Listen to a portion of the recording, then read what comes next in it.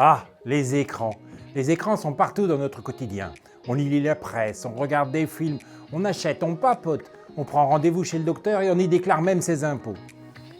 Et on utilise aussi les réseaux sociaux, ces médias algorithmiques dont le but n'est pas toujours de bien nous informer, bien au-delà, mais de capter notre attention pour nous forcer à rester le plus longtemps possible sur nos écrans.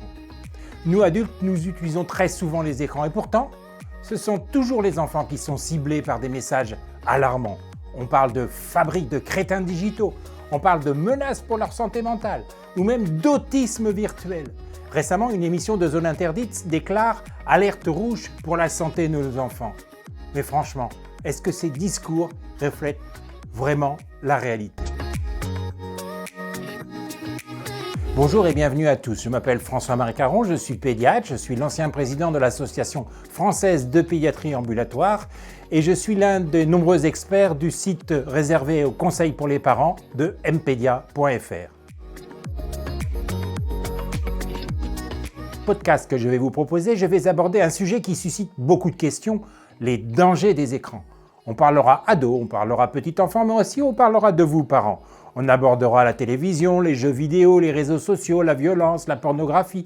On évoquera sommeil, sédentarité, activité physique, alimentation. Et on ira même regarder du côté des recommandations et des diverses politiques avec les nouvelles lois pour protéger vos enfants et l'importance de l'Europe.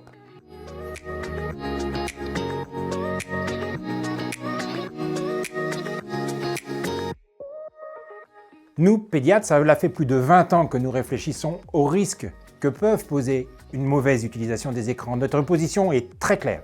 Arrêtons de faire peur aux parents et accompagnons-les. Le véritable problème n'est pas l'écran, lui, mais ce que l'on y fait, le contenu, et voire même le plus souvent ce que ne fait pas votre enfant quand il est devant les écrans. Et pour les plus petits, vous savez, celui qui est totalement dépendant de son entourage, eh bien, contrairement à ce que pourraient vous faire croire les concepteurs de logiciels, la meilleure application pour votre enfant, c'est vous.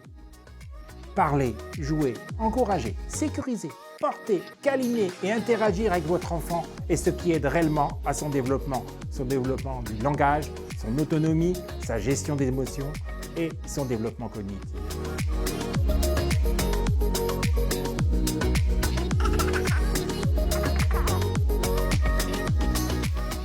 Et c'est auprès des populations vulnérables que l'on constate le plus les effets néfastes de ces injections culpabilisantes sur l'utilisation des écrans. Les écrans ne sont que des outils, et même de formidables outils à bien des égards, surtout dans notre époque. Bien sûr, ce qui aurait pu être une grande révolution pour l'accès à la culture et au savoir pour tous s'est transformé en un amplificateur des inégalités sociales. C'est en partie dû à l'absence de régulation et au laisser-faire, ce qui a ouvert la voie aux intérêts commerciaux. Beaucoup de parents, déjà confrontés à des défis quotidiens, se retrouvent pris entre deux feux, la pression d'un monde où tout est numérique et les avertissements répétés contre les effets néfastes des écrans. Cette culpabilisation est contre-productive. Ce dont les familles ont réellement besoin, ce sont des repères clairs, des alternatives concrètes et des explications pratiques. Valoriser les interactions humaines, encourager l'activité physique, encourager un sommeil de qualité, c'est bien plus efficace que de marteler des messages alarmants ou de créer des stéréotypes.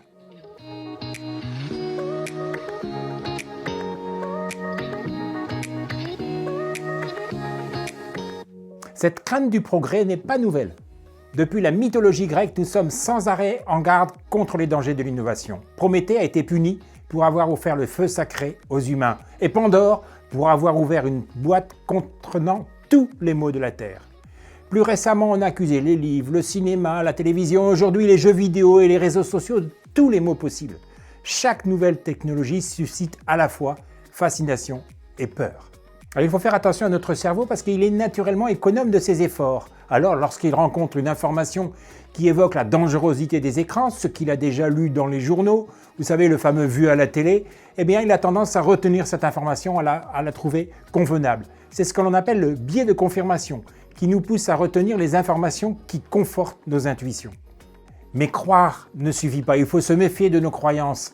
Il est essentiel de mener un débat rationnel et de comprendre les véritables enjeux en termes de santé publique.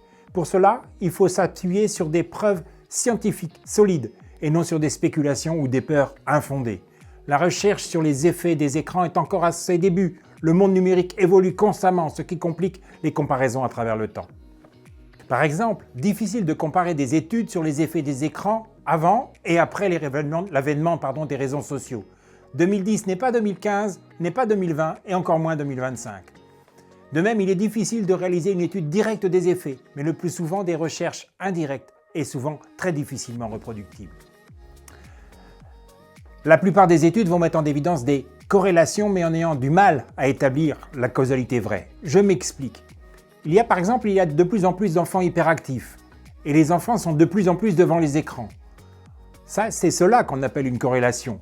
Mais être certain et dire que ce sont les écrans qui sont responsables de cette augmentation d'enfants hyperactifs, ce qui serait une causalité, n'a pour le moment jamais été mis en évidence dans aucune étude. On va prendre un autre exemple qui est souvent pris. Les jeux vidéo violents rendent-ils les enfants violents? Difficile pour des raisons éthiques de proposer de faire visionner des jeux très violents à des enfants et d'en mesurer les effets. Donc, il faudra utiliser des méthodes indirectes et comparer les résultats des diverses études. Et pour que les résultats soient valables, il faudra reproduire plusieurs fois ces études pour limiter les effets du hasard. Regardez toutes les études comparables s'appelle une méta-analyse. C'est un fort niveau de preuve. Et justement, sur ce sujet des jeux violents et de la violence des enfants, les méta-analyses les plus poussées montrent des résultats qui sont d'abord faibles et surtout complètement discordants, ce qui alimente la cacophonie entre les experts, les pseudo-experts, voire même les experts autoproclamés. Cela dit, si les effets devaient être importants, il n'y aurait aucune discordance dans les méta-analyses. Et en plus, les enfants dits violents ne sont-ils pas plus à même de jouer sur des jeux violents? Alors dans ce podcast, nous nous engageons à nous appuyer autant que possible sur des données fiables et à ne jamais oublier toutes les autres activités essentielles au développement de vos enfants. Les premiers épisodes aborderont les enfants de moins de 3 ans. Pourquoi sont-ils devant les écrans? Pourquoi sont-ils exposés aux écrans? Que comprennent-ils vraiment devant un écran? Et surtout, comment favoriser leur développement cognitif? Nous répondrons à ces questions pour vous montrer qu'à cet âge, encore, la meilleure application pour votre enfant, c'est vous. Donc à très bientôt. N'hésitez pas à commenter, à liker, à poser des questions, à vous abonner, à partager si le sujet vous intéresse. Et je vous promets, on essaiera de faire un épisode tous les 15 jours.